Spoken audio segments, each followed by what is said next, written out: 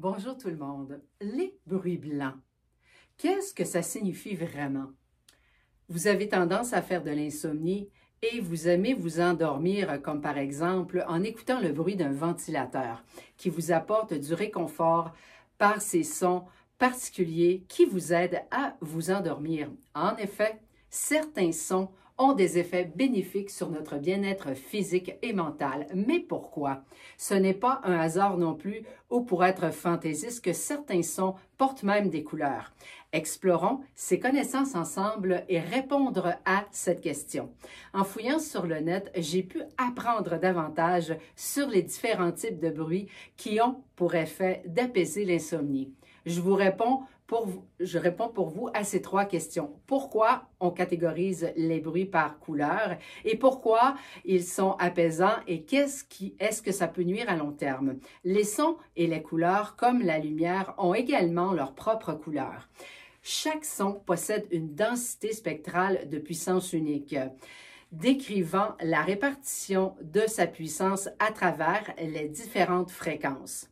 L'atteinte dépend des fréquences qui se combinent un peu comme les couleurs sur la palette d'un artiste peintre. De la même façon que les couleurs produisent des longueurs d'onde de différentes intensités, parce que les sons émettent également des fréquences d'intensité variables mesurées en Hertz.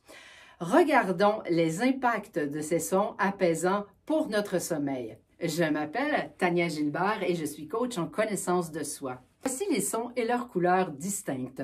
On parle de bruit blanc, de bruit rose, de bruit brun, rouge, mais aussi bleu, violet, gris et noir.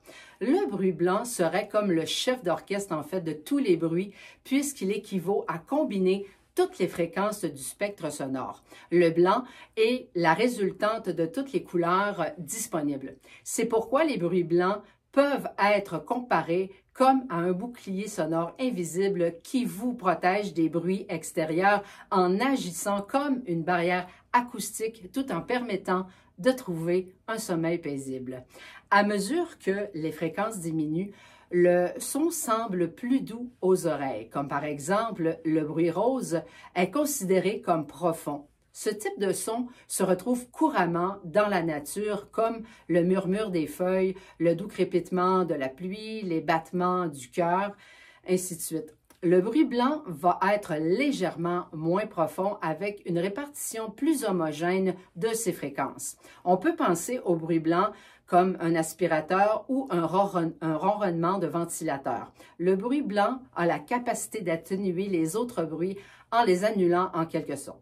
C'est pourquoi l'association du bruit blanc avec les acouphènes va être utilisée et très efficace.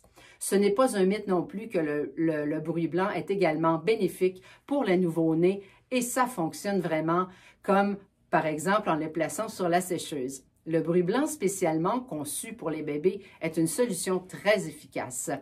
Il existe un bon nombre d'applications également pour répondre à chacun des types de sons que vous souhaitez entendre.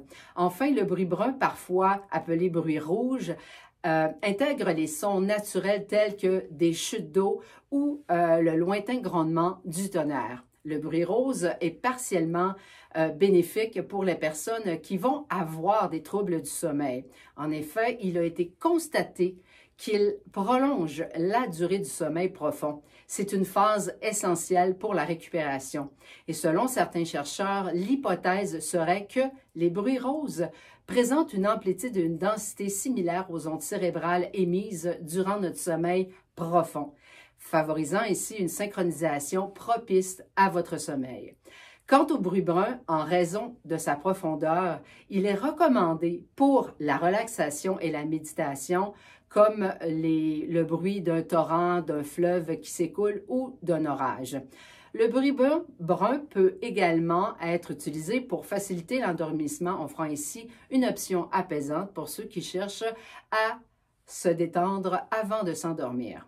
Pour répondre à ma troisième question, est-ce nuisible à long terme? Et une mise en garde, parce que la plupart du temps, les difficultés à trouver le sommeil sont liées à des niveaux d'anxiété ou à des problèmes non résolus. Mais cependant, il ne faut pas ignorer non plus les messages signalés par votre insomnie, car il peut se dissimuler diverses causes qui méritent une investigation plus approfondie.